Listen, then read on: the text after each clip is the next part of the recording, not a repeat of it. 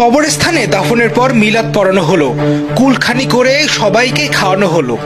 তবে দাফনের 8 দিনের মাথায় বাড়িতে এসে হাজির সেই মহিলা। সবাই মনে করছেন কবর থেকে যেন উঠে এসেছেন তিনি, অথবা জিন অথবা ভূত। কাকে মারে দিলাম? বোনের মতো নবিকল স্যারা কাকে মারে দিলাম? কি কবরস্থান থেকে আত্মা উড়ে এলো না রুসানা এলো, কোনটা এলো? বা আতঙ্কের ভিতরে কি রীতির মারি দিয়ে কই থেকে আইলো, এটা তো তা আমরা কাকে মারে দিলাম এরকম মনে দেখি কি আল্লাহ কি গাইবি এটা আইলো নাকি। গ্রামে ছড়িয়ে পড়ে আতঙ্ক। আত্মীয় স্বজন, পাড়া প্রতিবেশী সবাই আসছে তাকে দেখতে। কেউ দেখছে চুল টেনে অথবা চিমটি দিয়ে, এমনকি কেউ কেউ তার ছায়া আছে কিনা সেটি পরীক্ষা করছে। সবাই বলতেছে কখন চাই কি সত্যিকারই না, কেউ বলে সিমটি কাটি দেখেন, কেউ বলে চুলটানি দেখেন।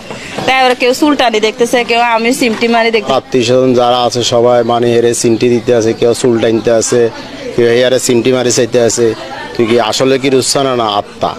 ছায়া দেখতে আছে, বাড়িতে আসছে আর অনেকে ছায়া দেখতে আছে, আনা দেখতে আছে। এখানেই কবর দেওয়া হয়েছিল রোকসানাকে। কবর দেওয়ার পরে ঠিক 1 সপ্তাহের মাথায় সে বাড়িতে চলে আসে। এলাকার লোকজন তারা ভাবছে হয়তোবা সে কবর থেকে উঠে চলে এসেছে, অথবা জিনভূত অথবা কিছু একটা।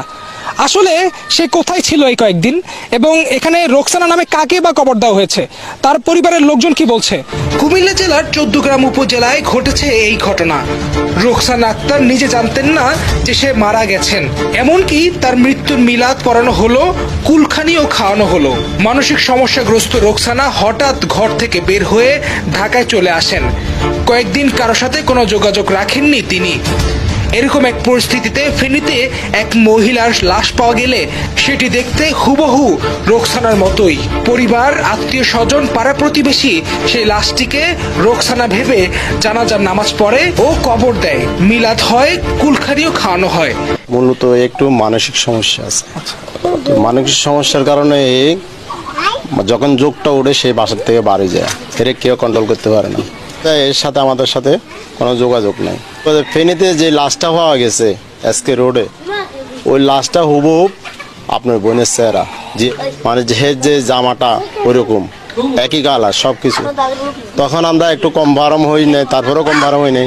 আমি রাতে 2টা বাজে আপনার সদর হাসপাতালে মর্গে যাই। মর্গে যাই, বডি তো নষ্ট হয়ে গেছে, শুধু ফেসটা চিনে যায়, আর কিছু তার আইডেন্টিফাই করবে কোনো ইয়া নেই। ওরা দেখে আমাকে বলতেছে একটু করতে গেছো, আমি বললাম ঢাকাতে গেছি। টাকা করতে পারে তো আমি মারি ফেলছি, আমি তোমার 4 দিন দেখাই ফেলছি। এ কথা যখন বলছে তখন আমি তো অবাক। আমি বলি কি আমার 4 দিন দেখালে আমি এখানে কেন, কার লাশ আনি মারি দিচ্ছে। এর ঠিক 8 দিনের মাথায় রোকসানা বাসায় এসে হাজির।